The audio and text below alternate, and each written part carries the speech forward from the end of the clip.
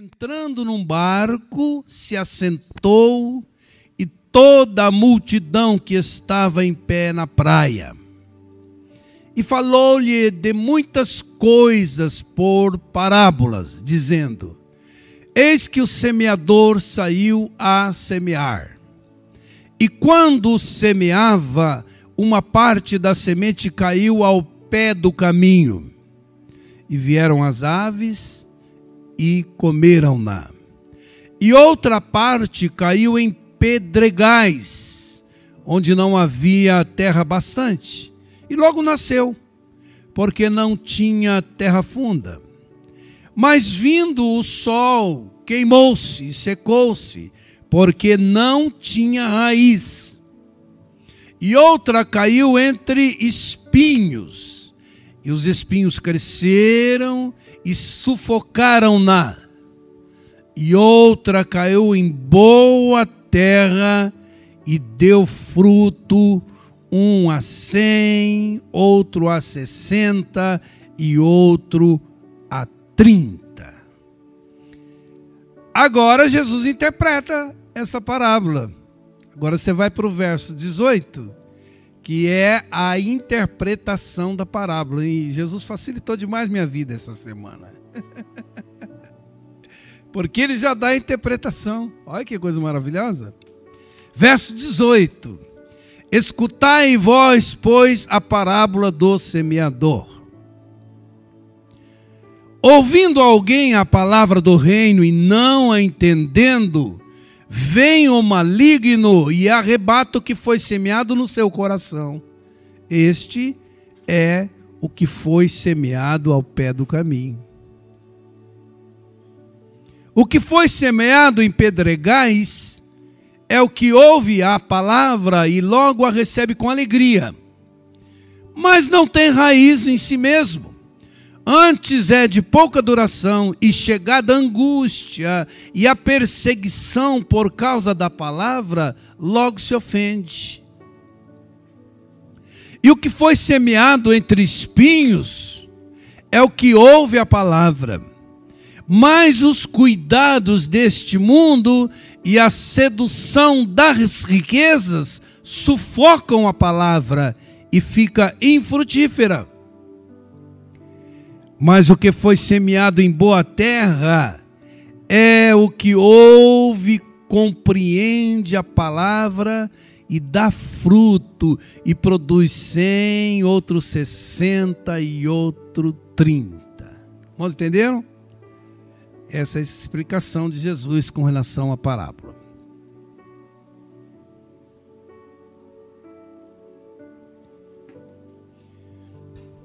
Senhor, em nome de Jesus, dá-nos um bom coração, um espírito ávido, discernimento espiritual.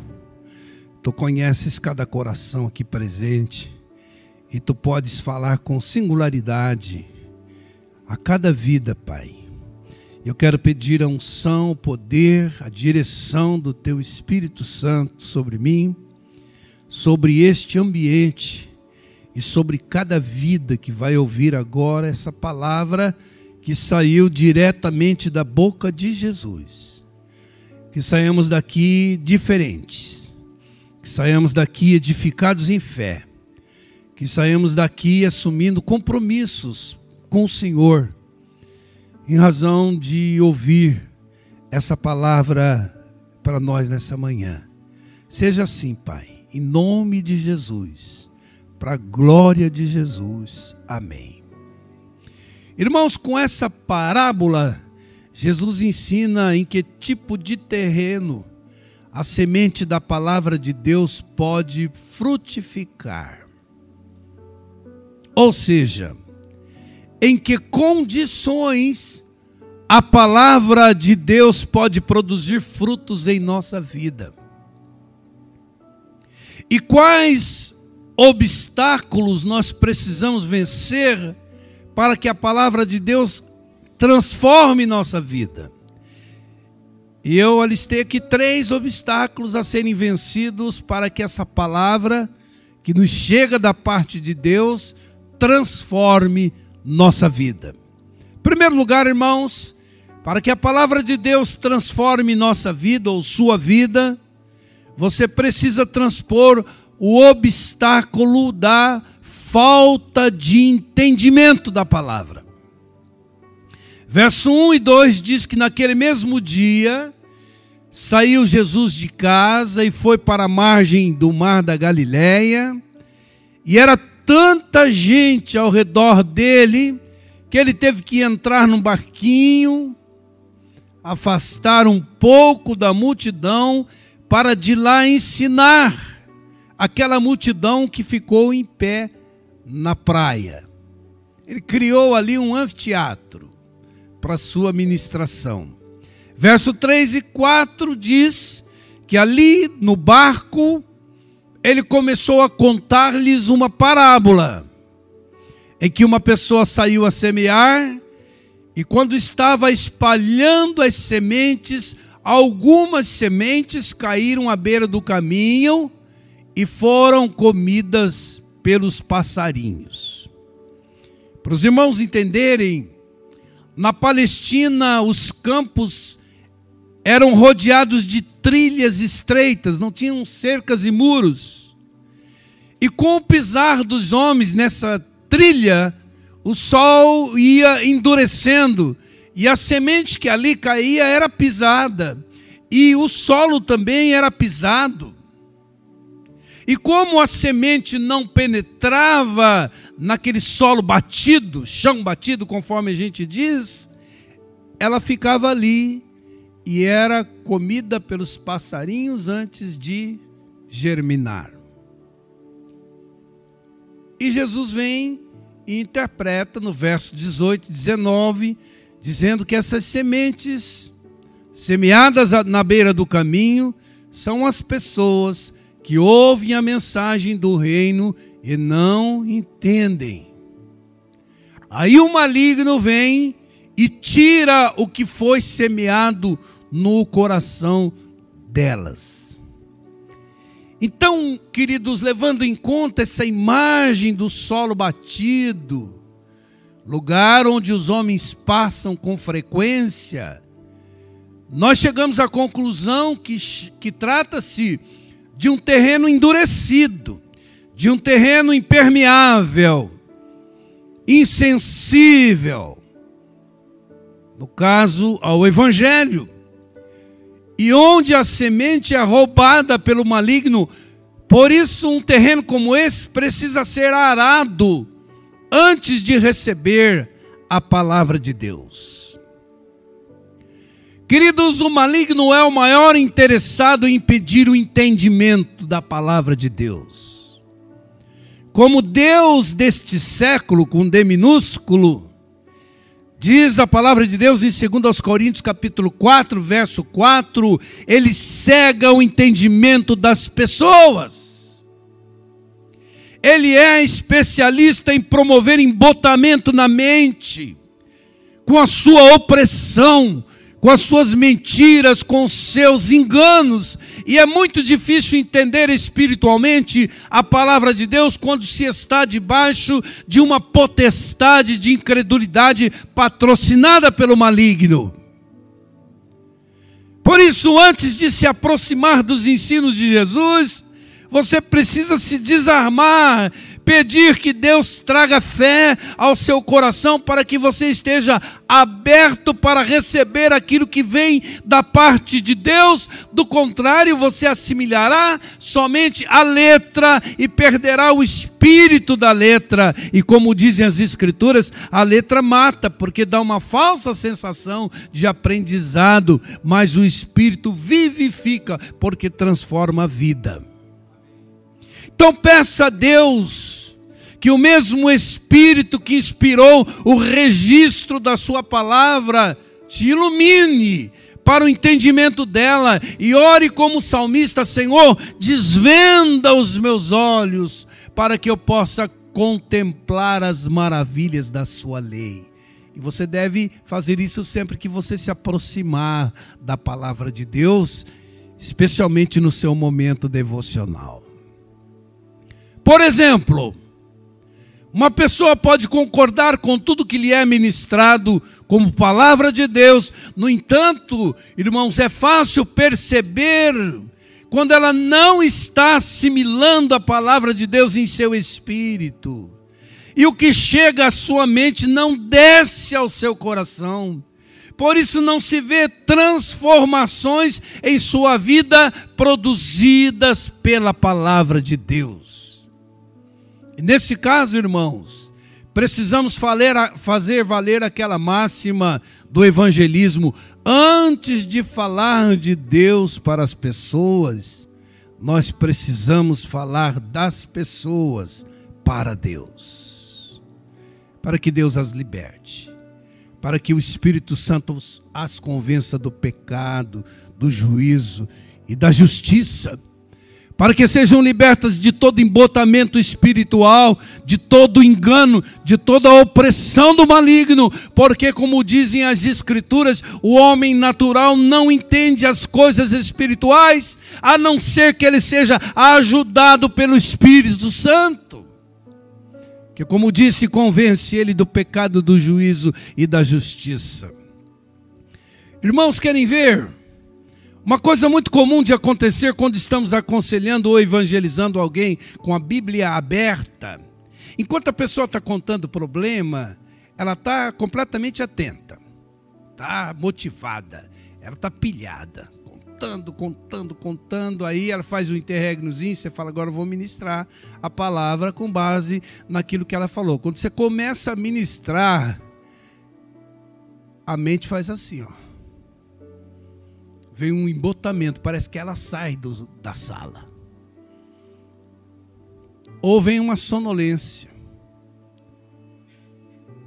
A gente percebe claramente que é uma resistência espiritual para que ela não entenda a palavra, para que ela não tenha o seu problema resolvido. Já passou por isso? Já teve essa experiência? Isso acontece, irmãos. É fácil perceber isso.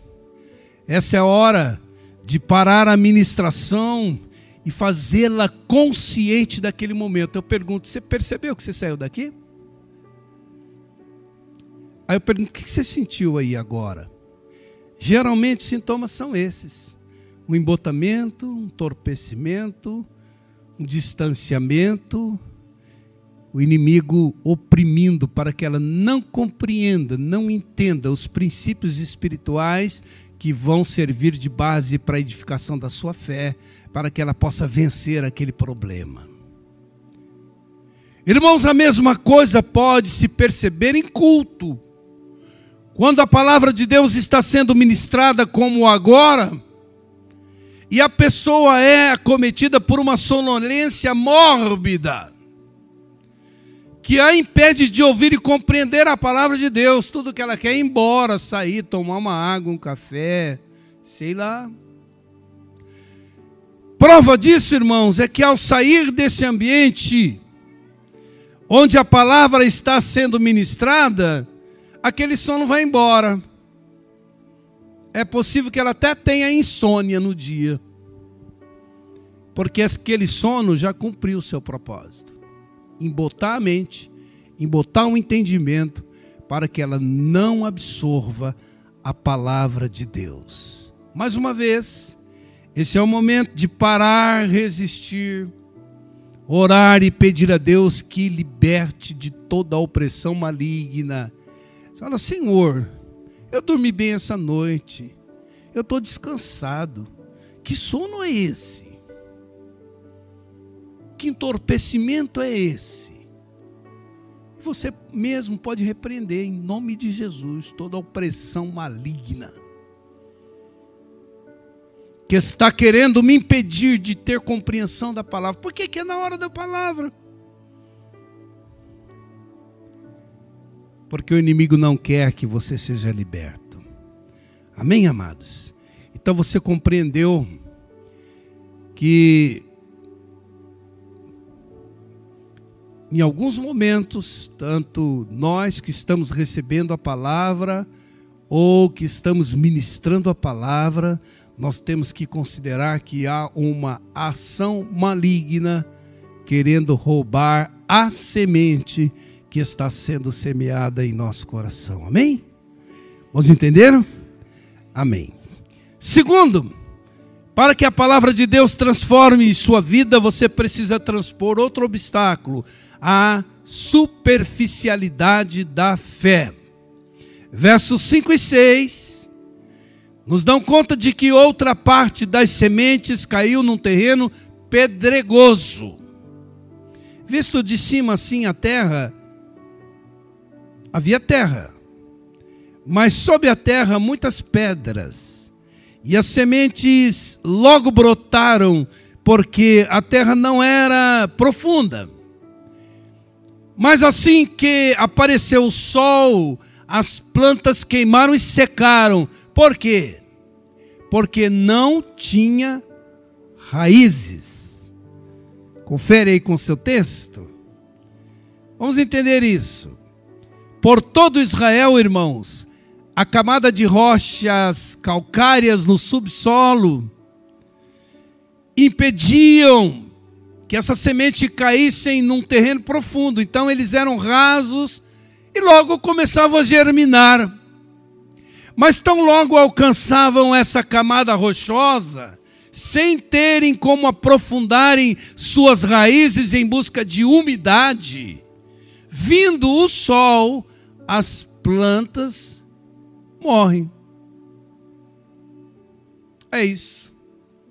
E como que Jesus interpreta? As sementes que foram semeadas num terreno de pouca terra e muitas pedras são as pessoas que ouvem a mensagem do reino, logo a recebem com alegria, mas dura pouco em razão da falta de raiz. E quando por causa do evangelho chegam os sofrimentos, tribulações e angústias e as perseguições, elas logo abandonam a fé. Você entendeu? Esse, irmãos, é o retrato de um coração superficial que, embora apresente uma resposta imediata à palavra de Deus, não persevera diante das lutas. Esse é o tipo de ouvinte que constrói sua vida cristã numa base falsa. Não tem consistência, não tem alicerce.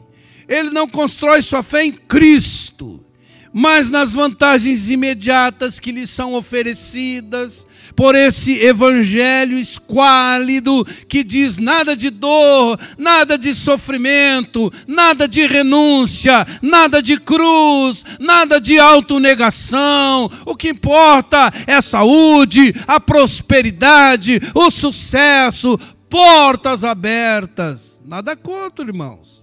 Tanto que, se der tempo, eu termino esse culto orando pela igreja, chamando os intercessores para fazer isso. Mas vir para Jesus só para isso não produz raiz, não produz transformações, porque tão logo enfrentam as frustrações, as adversidades, as lutas, as provações, os sofrimentos, por não terem raízes, não terem umidade, não suportam esse sol, se escandalizam e se desviam. Brigam com Deus. Então, irmãos, um coração superficial tem entusiasmo, mas não tem convicções, não tem profundidade, não tem raízes, não tem resistência ao sol. E ninguém está isento do sol, não, irmãos. Vamos entender uma coisa, irmãos. Eu refleti sobre isso para passar para os irmãos. Há sofrimentos que chegam a nós como resultados da nossa má semeadura que fazemos na vida. Você sabe disso, né? Quem semeia vento, colhe tempestade. Outros Em razão de vivermos num mundo caído, como disse Jesus, no mundo passais por aflições, onde o que graça é a violência, o egoísmo. Então é comum passarmos por sofrimento porque vivemos num mundo caído. Outros têm a ver com a aleatoriedade do universo, que inflige sofrimento independentemente de um mal moral. Trata-se de um mal físico, como catástrofes, como terremotos, furacões. Se der enchente em São Paulo e você estiver morando num lugar baixo, seja crente ou não, vai inundar. Há uma aleatoriedade nisso.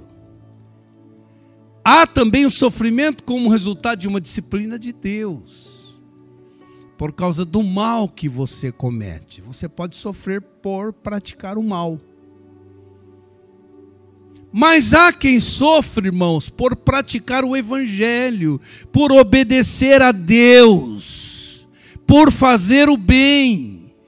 Por isso as Escrituras afirmam que não devemos estranhar esse sofrimento pela prática do bem, porque todos quantos querem viver justa e piedosamente em Cristo Jesus serão perseguidos. Por isso é que Jesus, no seu sermão do monte, lá das bem-aventuranças, quando ele traça o caráter de um seguidor dele, termina falando de perseguição. Porque viver em obediência a Deus, praticando a palavra de Deus, fazendo a sua vontade, atrai perseguição.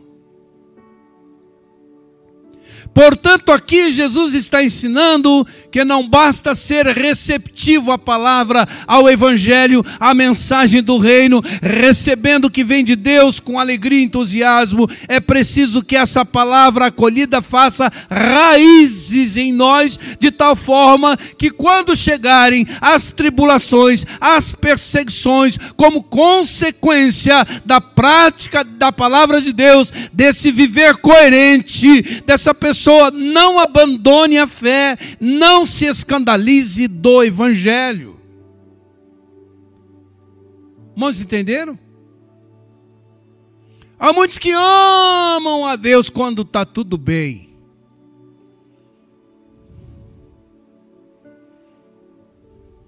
Quando precisa enfrentar qualquer oposição em razão da coerência da sua fé, Deus já não é o mesmo. É disso que Jesus está falando. De vida adulta, de gente crescida, de gente que não está mais na infantilidade da fé, de gente testada e aprovada por Ele. Por exemplo, quando você fecha com a palavra no que diz respeito à honestidade, uma vida pautada pela ética do evangelho, no mundo onde o que graça é a desonestidade e a falta de ética, você sofrerá pressões no mundo. Quando você fecha com a palavra e fica do lado do bem, no mundo onde o que graça é a malignidade, a maldade, você sofre. Quando você fecha com a palavra para fazer suas escolhas e tomar suas decisões, você sofre pelas pressões e condicionamentos do mundo, cujos valores são outros.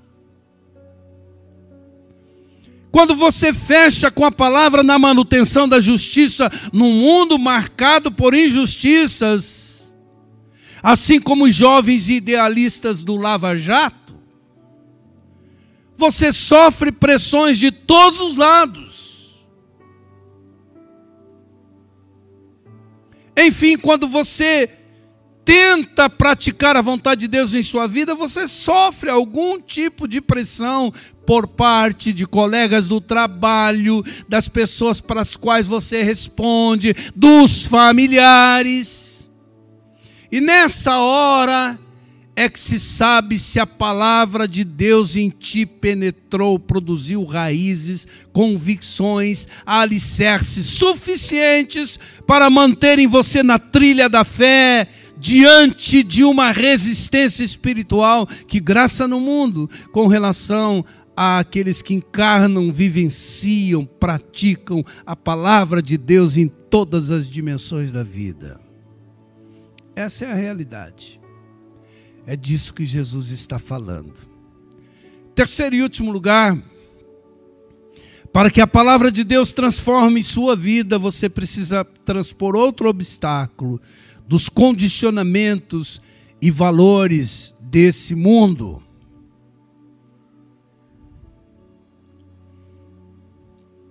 Infelizmente, irmãos, a igreja está se parecendo cada vez mais com o mundo. Infelizmente, por conveniência. Mas veja o que diz o verso 7.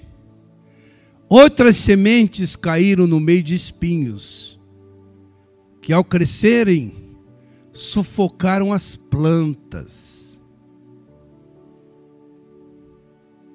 Irmãos, esse parece ser um solo fértil. A coisa cresce nele. A semente cai nele e começa a germinar.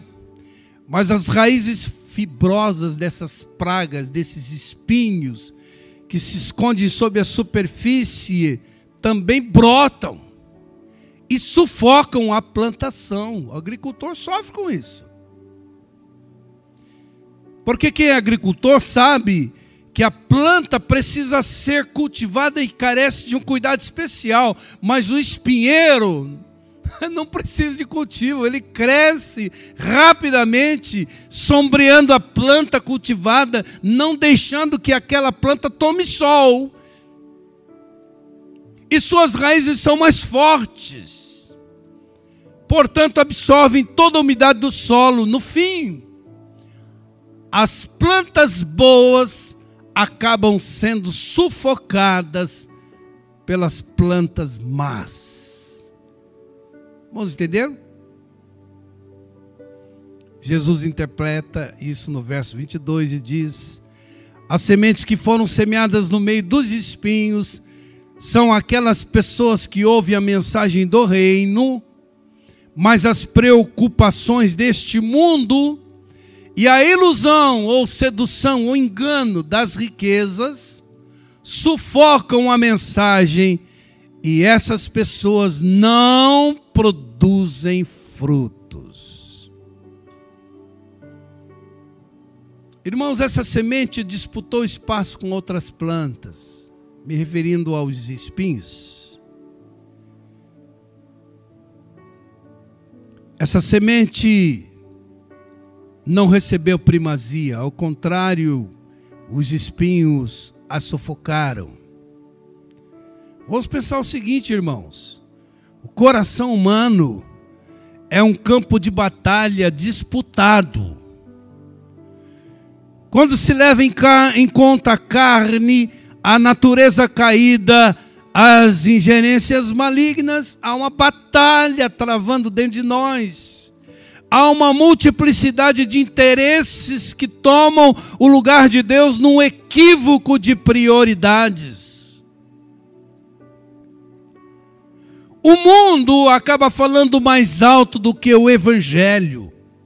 As glórias deste mundo se tornam mais fascinantes que o Evangelho.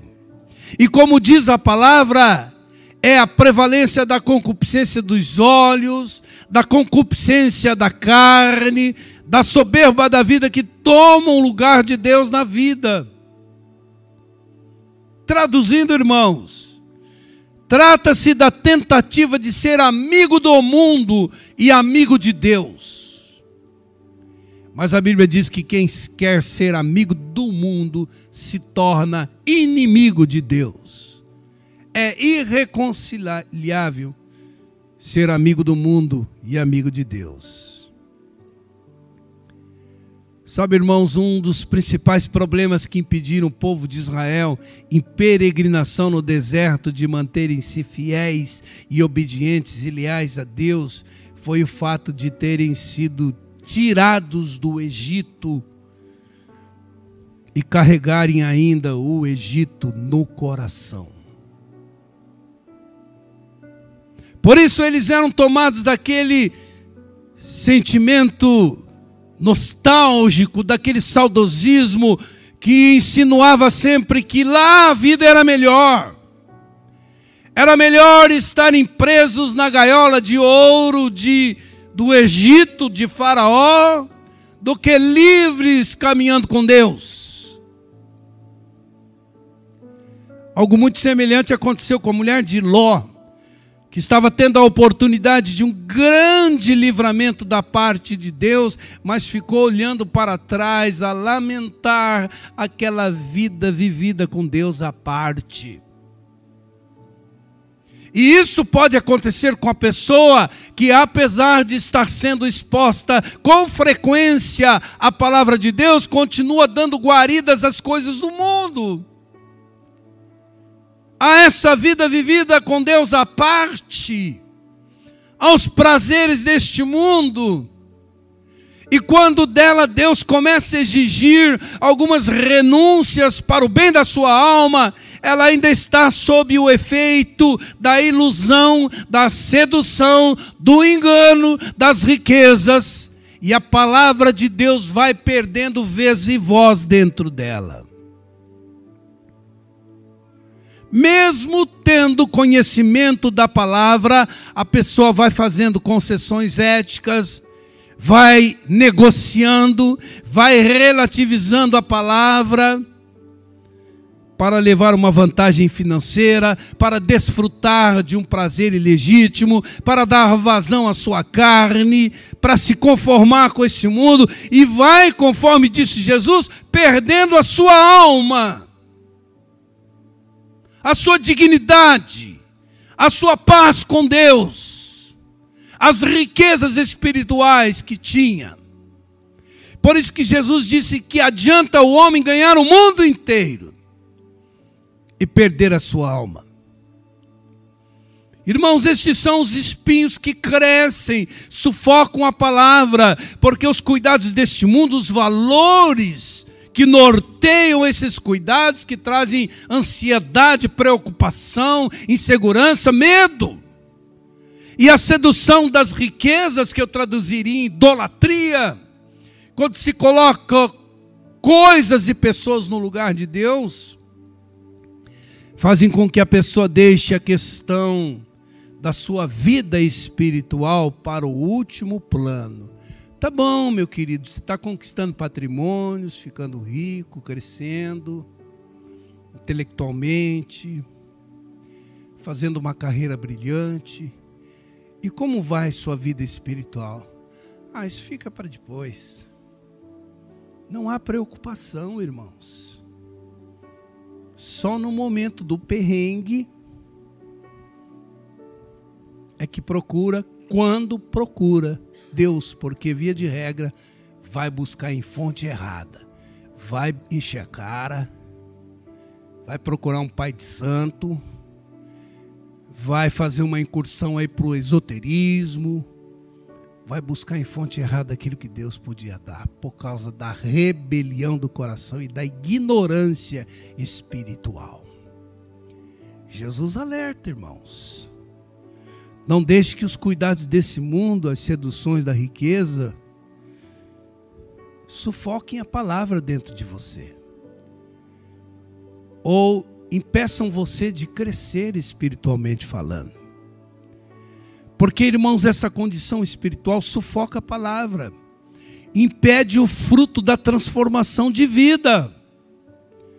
Por exemplo, a pessoa pensa que pode dizer sim para Deus e sim para o mundo, e assim tentar caminhar com o pé em duas canoas, como se os valores do mundo e os valores do reino de Deus fossem reconciliáveis. Mas ela acaba absorvendo sim os valores do mundo, porque o Senhor Jesus disse que ninguém pode servir a dois senhores, porque vai agradar um e vai desagradar a outro. Se você agradar a Deus, você desagrada a Mamon. É isso que ele disse.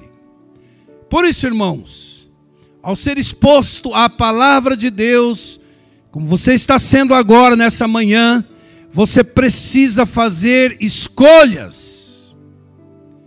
Você precisa escolher a quem você vai servir, a quem você vai dedicar sua vida, a quem você vai obedecer, com quem você vai fechar. Com o mundo e seus valores e prazeres, com as seduções da riqueza ou com a palavra de Deus. Amém, queridos? Perceba, os irmãos, como há toda uma conspiração para impedir que a semente da palavra germine em nosso ser, transformando a nossa vida. As pedras secaram, os espinhos sufocaram, as aves comeram, os homens pisaram. Cada um dos 3 corações infrutíferos é influenciado por um diferente inimigo. No coração endurecido, Satanás mesmo rouba a semente.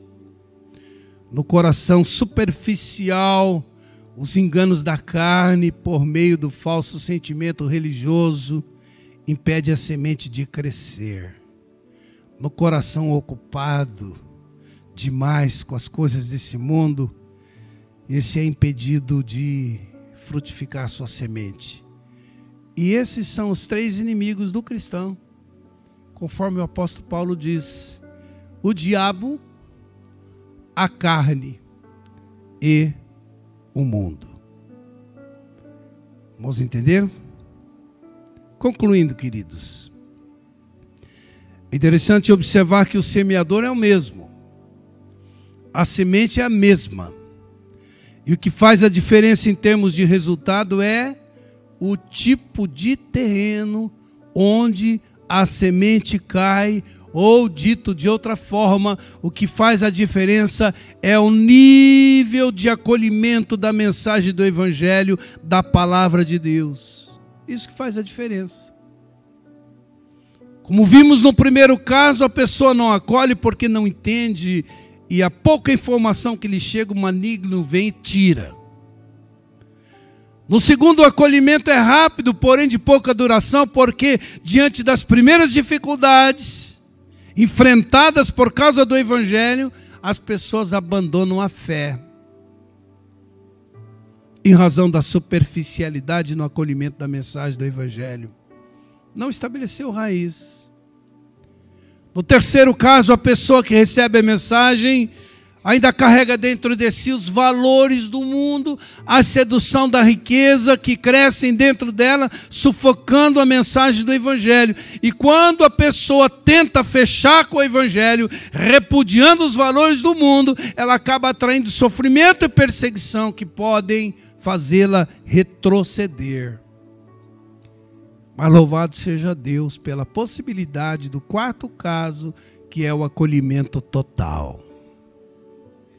A pessoa entende a mensagem, decide acolhê-la no coração, e o maligno já não pode tirá-la, porque aquilo foi uma deliberação de vontade, já se transformou em convicção no coração. Essas pessoas não apenas ouvem, mas ouvem com o coração aberto, com o coração disposto, com o firme propósito de obedecer. Elas colocam em prática a mensagem, por isso frutificam. O acolhimento da mensagem foi tão definitivo, foi tão radical, que a pessoa já está preparada para enfrentar os sofrimentos e perseguições por causa do Evangelho, porque já estabeleceu raízes em seu ser. Eu sei em quem tenho crido. Estou bem certo que é poderoso para guardar meu tesouro até o dia final. Ainda que a figueira não floresça, ainda que o produto da oliveira minta, ainda que morra todo gado no curral, eu me alegrarei no Deus da minha salvação. Aprendi a andar contente em toda e qualquer situação, tanto sei ser honrado como humilhado, ter fartura como escassez, tudo posso naquele que me fortalece. Isso é raiz. Os valores do mundo e a sedução das riquezas já foram relativizadas pelos valores do Evangelho acolhido por elas, por isso perderam sua força e já não podem sufocar aquilo que vem de Deus. Prosperar é bênção, mas com Deus à parte não vale nada.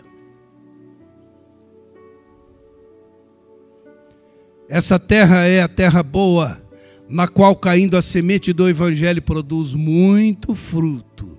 E essa colheita é feita de forma exponencial, não é? Pode produzir 30 por 1, 60 por 1, 100 por 1. Verso 8 diz, mas outras sementes caíram em terra boa e produziram na base de no mínimo 30 grãos por 1, chegando até 60 e 100 grãos por 1.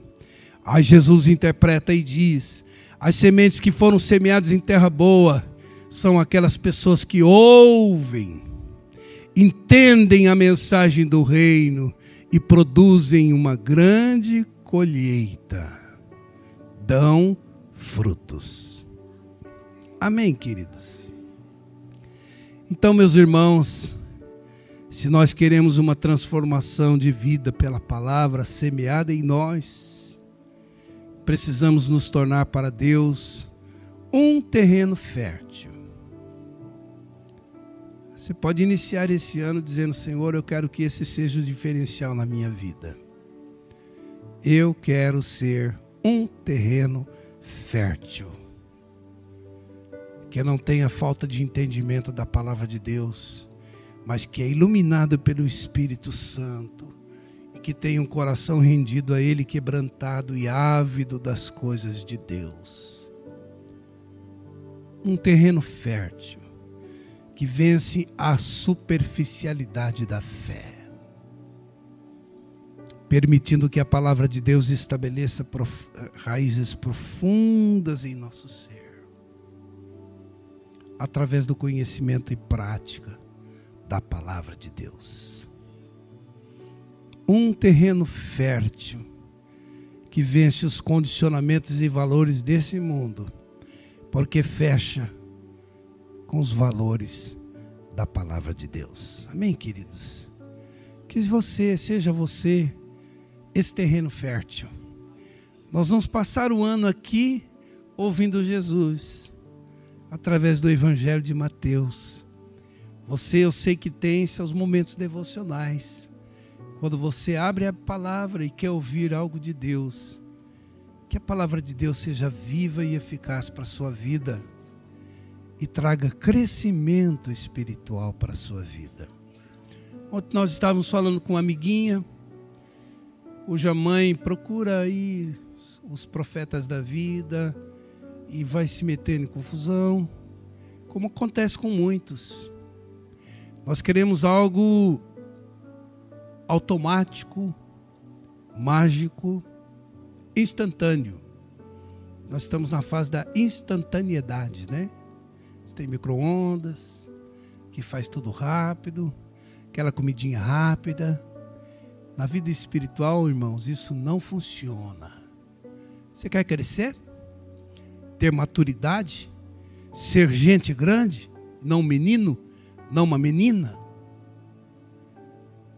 Você precisa se deixar transformar por Deus a partir da prática do Evangelho. Amém, amados? Faça isso, você vai crescer espiritualmente. Você vai estabelecer um fundamento de fé para a sua caminhada, porque a Bíblia diz que o meu justo viverá pela fé. E a palavra de Deus, compreendida, crida e praticada, é o fundamento da fé, irmãos. Amém? Ela que nos sustenta, ela que nos amadurece, ela que nos faz gente madura. Que isso aconteça com a sua vida, em nome de Jesus, para a glória de Jesus.